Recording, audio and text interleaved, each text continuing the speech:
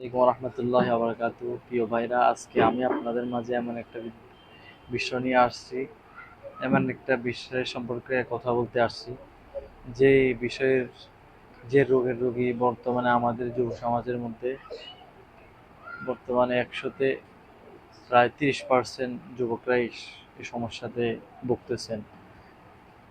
সে সমস্যাটা হলো, আজকে দেখা যায় আমাদের যুবক ভাইরা তারা বিভিন্ন মোবাইলে খারাপ সিনেমা দেখে তারা তাদের যৌবনত্বকে শেষ করে দেয়। আমি তাদেরকে বলবো, এক সময় দেখা যায় তাদের এমন একটা পর্যায়ে চলে যায় যে তারা বিয়ে করতে পর্যন্ত ভয় পায়, এবং কি তারা এক পর্যায়ে হতাশ হয়ে বিভিন্ন হারবালে দৌড়ায়, বিভিন্ন স্যাম্পারে হাজার হাজার টাকা নষ্ট করে ফেলে। অথচ দেখা যায় কিন্তু কোনো সমাধান পায় না।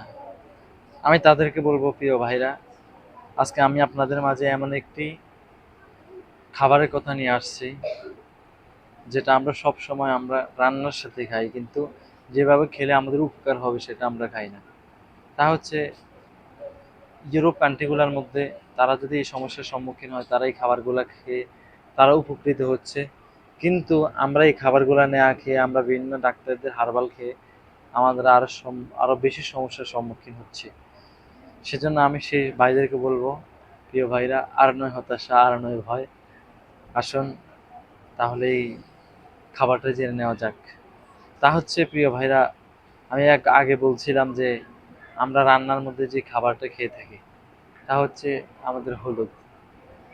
কোনো মানুষ যদি ডাক্তারদের কথা অনুযায়ী, প্রিয় ভাইরা, আমি ডাক্তার না, তবে আমি ডাক্তারদের পরামর্শ থেকে যতটুকু জানতে পারছি সেতটুকু আপনাদের মাঝে শেয়ার করতে আসছি।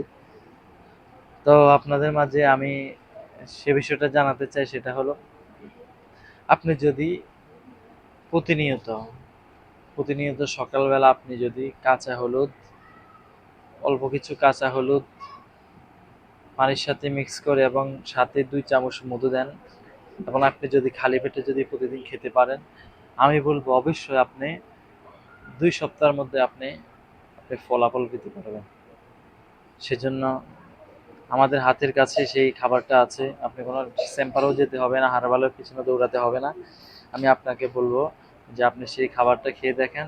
ইনশাল্লাহ আশা করা যায় আল্লাহ তারা তার মধ্যে যে পরিমাণ গুণগান রেখেছেন কাঁচা হলুদের মধ্যে, আপনি খেয়ে উপকৃত হবেন ইনশাল্লাহ, আমি আশা করতে পারি। সেই জন্য প্রিয় ভাইরা, যদি ভিডিওটি ভালো লেগে থাকে দয়া করে চ্যানেলটাকে সাবস্ক্রাইব করে দিবেন এবং লাইক কমেন্ট শেয়ার করে পাশে রাখবেন। সেজন্য সকলের জন্য আমি সকলের সুস্থতা কামনা করে এবং সকলকে সালাম জানিয়ে আমি বিদায় নিচ্ছি। আসসালামু আলাইকুম রহমতুল্লাহ।